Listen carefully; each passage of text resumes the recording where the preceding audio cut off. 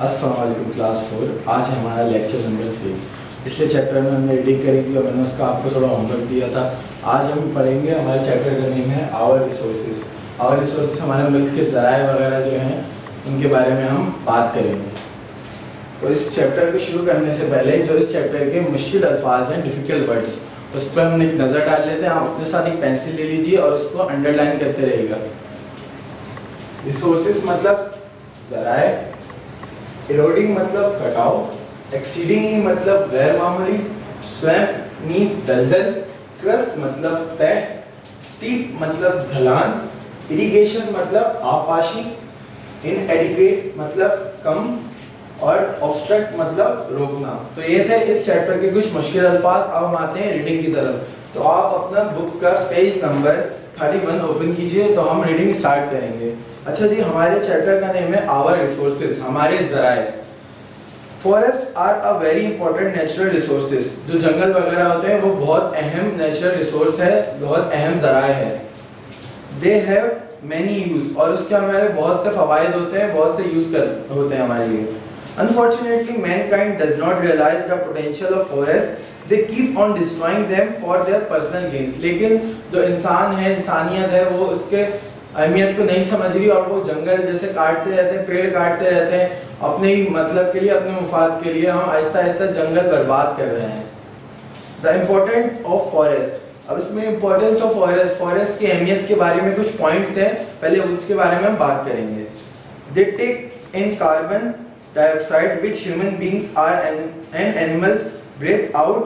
They release oxygen into atmosphere. अच्छा जी, ये carbon dioxide खींचते हैं जो हम ह्यूमंस और जानवर वगैरह उसको निकालते हैं। जी, कार्बन डाइऑक्साइड खींचते हैं जो ह्यूमन वगैरह सांस लेते हैं, जो बाहर सांस छोड़ते हैं वो हम क्या छोड़ते हैं, कार्बन डाइऑक्साइड। और जो पेड़ हैं उसके बदले में हमें ऑक्सीजन देते हैं। तो इसमें बात कर रहे हैं आगे, paper is made from trees, और जो हमारे कागज वगैरह होते हैं वो भी ट्रीज से बनते हैं।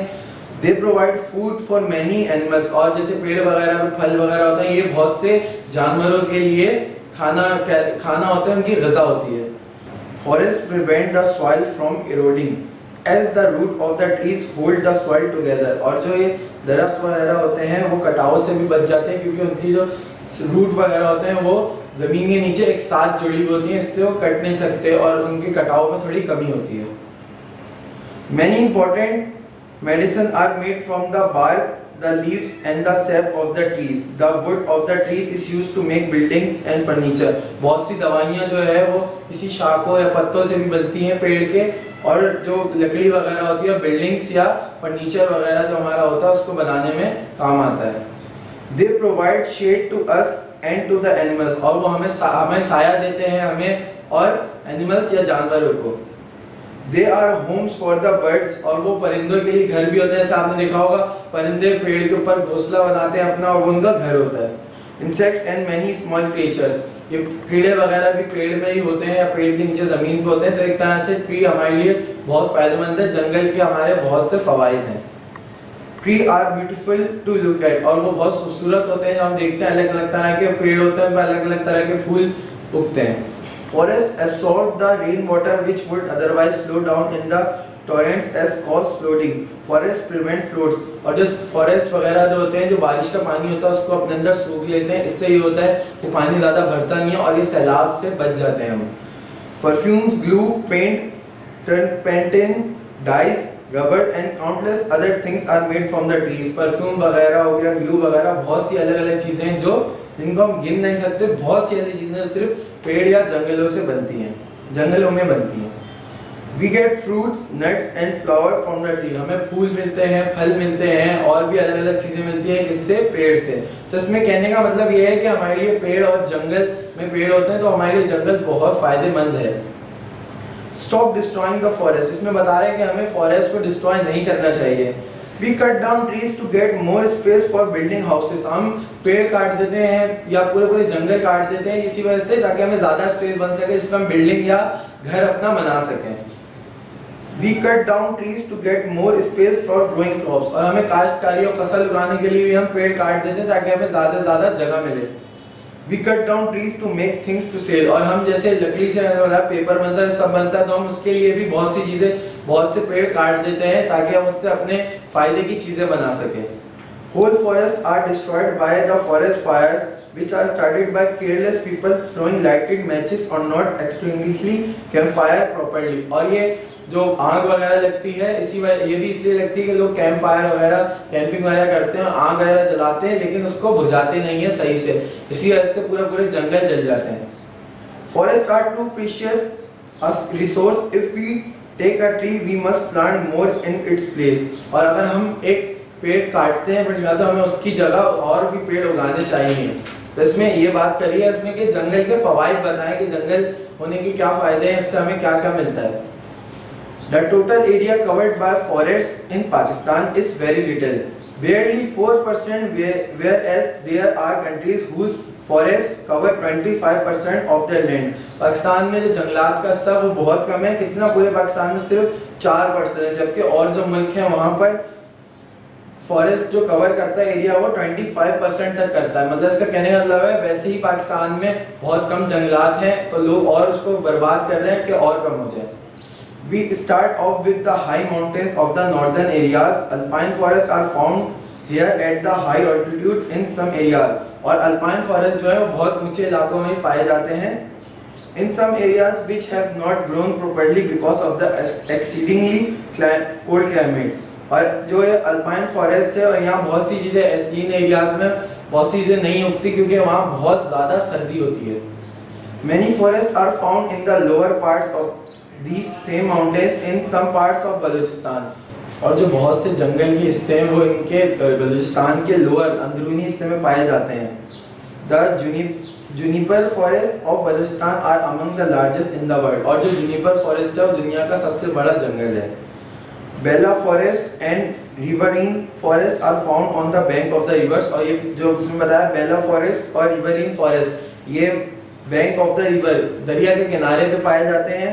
The largest grow along the bank of the river in Sindh. The main trees are the babul and शीशम।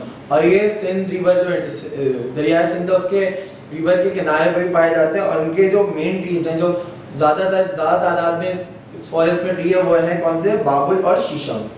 इसके बाद बात करना है there are forest around Rawalpindi, Abbottabad, Jhelum, Kohat, Peshawar and the Sulaiman range in Balochistan which contain evergreen trees like juniper, chestnut and oak trees. और इसमें इन इलाकों में बताया यहाँ भी बहुत से एवरग्रीन, मतलब बहुत सालों से ऐसे चलते हुए बहुत सालों से ये फॉरेस्ट जंगलात हैं और जो अभी तक हैं और जो हमें अलग अलग सी चीज़ें देते हैं। इसमें बताया चेस्टनट्स और ओक ट्रीज होते हैं। इसके बाद बात कर रहे हैं there are very few forest in most of Sindh and Punjab and in some parts of Balochistan। और कुछ इलाकों में पंजाब के और सिंध के बहुत कम जंगलात हैं। Due to very little rainfall, these areas are covered by mostly thorny trees and bushes। क्योंकि इन इलाकों में बारिश बहुत कम होती है इसी वजह से यहाँ झाड़ियाँ हैं, इतने ट्रीज वगैरह नहीं उग पाते। Mangrove forest grow in coastal areas in the swamp. और ये जो मैनग्रोव फॉरेस्ट हैं ये कोस्टल साहिली इलाकों में आबाद होते हैं और साहिली इलाकों में आबाद होते हैं दलदल के अंदर। The forest do not grow tall because of the salty water. और जो फॉरेस्ट जंगल में जो पेड़ वगैरह होते हैं बहुत ऊंचे नहीं हो पाते क्योंकि वहाँ नमकीनात बहुत ज़्यादा होती है। But they play a very important role as they are the breeding ground और फॉर काउंटलेस मरीन लाइफ। लेकिन ये मरीन लाइफ कहते हैं जो पानी के अंदर जो मछलियाँ वगैरह ये सब चीज़ें रहती हैं, इनके लिए बहुत फायदेमंद है और ये बहुत इंपॉर्टेंट रोल अदा कर रहा है। We must protect our forest, their importance can not be ignored. Their importance can not be ignored. We must try to plant as much as tree as possible. हमें बहुत सारे ट्रीज उगाना चाहिए, हमें जंगल में बहुत से ट्रीज या अपने इलाकों में ही उगाना चाहिए क्योंकि बहुत इंपॉर्टेंट है और लोग इसको अभी नहीं समझ रहे, लेकिन आगे जाके इसकी बहुत ज़रूरत पड़ेगी। अब आते हैं नेक्स्ट पेज पे, आवर मिनरल वेल्थ। हम अपने मिनरल वेल्थ वगैरह के बारे में बात कर रहे हैं, जैसे कोल वगैरह ये सब होते हैं। We get many things from the crust of the earth. और हमें जो अर्थ की तह, ज़मीन की तह, मतलब ज़मीन के नीचे पहाड़ों के अंदर बहुत से मिनरल्स मिलते हैं। दे मे बी प्लांट और मिनरल्स, और वो बहुत से या तो पौधे हुए या minerals. We dig out these minerals from the rock, जैसे मैंने आपको बताया हम पत्थरों के अंदर से निकालते हैं, जैसे पहाड़ हो गया, पहाड़ के अंदर खुदाई करते हैं तो हमें ऐसे बहुत से मिनरल्स मिलते हैं। Minerals are of two types, metallic and non metallic. Minerals की दो टाइप होती हैं, एक metallic and non metallic. Pakistan have more non metallic minerals than metallic minerals, और पाकिस्तान में नॉन मेटालिक मिनरल्स जो है वो बहुत ज़्यादा हैं बनिस्बत मेटालिक मिनरल्स के। सब मेटालिक मिनरल्स आर, और इसमें जो मेटालिक मिनरल्स हैं इनके बारे में बता रहे हैं, iron, ore, coal, copper, petroleum and natural gas. और जो यहाँ पे पाए जाते हैं वो इनके नाम बताए, और उसके बारे में बात कर रहे हैं सम नॉन मेटालिक मिनरल्स, और जो नॉन मेटालिक मिनरल्स पाकिस्तान में पाए जाते हैं are rock, salt, gypsum, uranium, emerald and ruby. ये जो चीज़ें हैं नॉन मेटालिक मिनरल्स पाकिस्तान में पाई जाती हैं। The natural gas used in the major cities is pumped from the Balochistan in pipelines, और जो नेचुरल गैस होती है हमारे घरों वगैरह में जो गैस आती है वो बलूचिस्तान से आती है पाइपलाइंस के जरिए।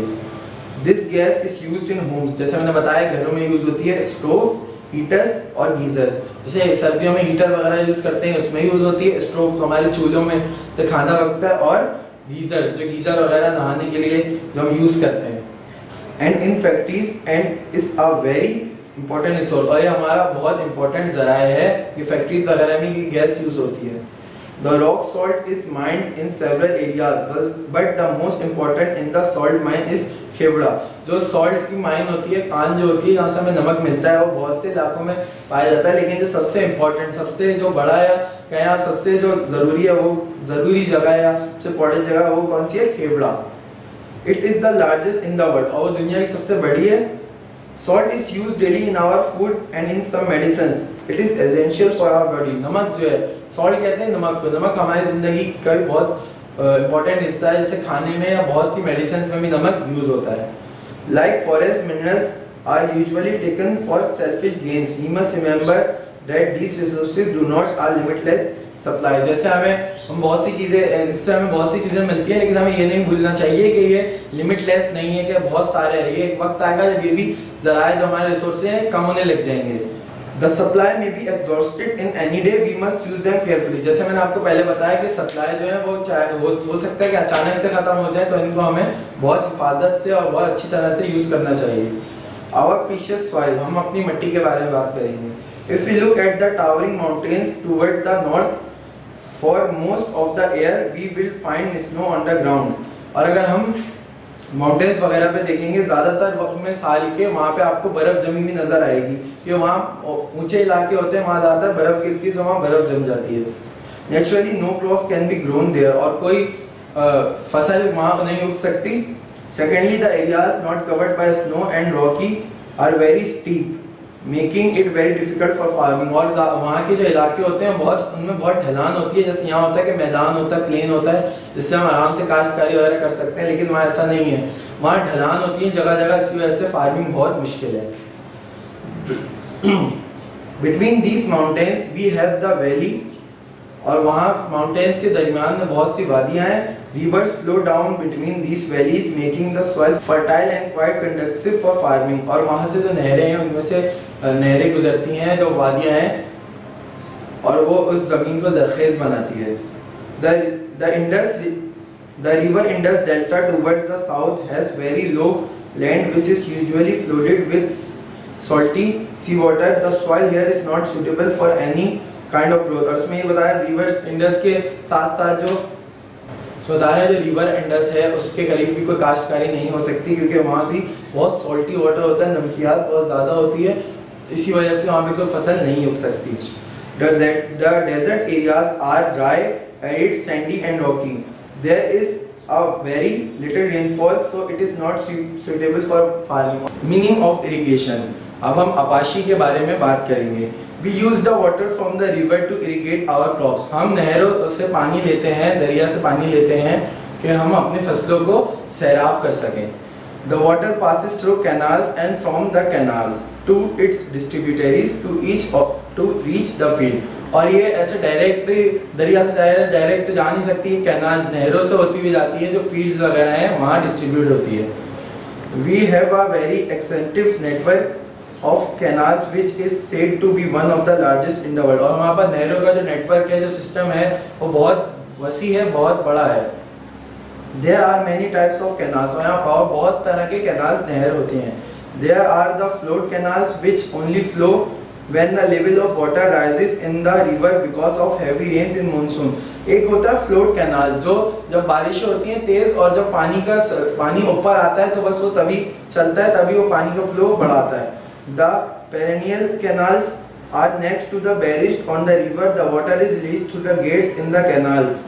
Link canals also help transfer the water from Indus। और एक और होते हैं जो पेरेनियल कैनाल्स होते हैं, उसमें ऐसा होता है गेट्स बने होते हैं, उसको गेट्स खोलते हैं तो पानी आगे पास करते हैं। और link canals also help to transfer the water from Indus, Chenab and Jhelum into river and Sutlej which have a low level of water। और जो ये लिंक कैनाल्स हैं ये भी मदद करते हैं पानी ट्रांसफ़र करने में। वो इंडस वाटर से, इंडस रिवर जो है वहाँ से कहाँ पे, उसमें नाम बताएं, झेलम, रावी, सतलज वगैरह जो है वहाँ पे, क्योंकि पानी का सतह कम है तो यहाँ से वहाँ ट्रांसफ़र करते हैं।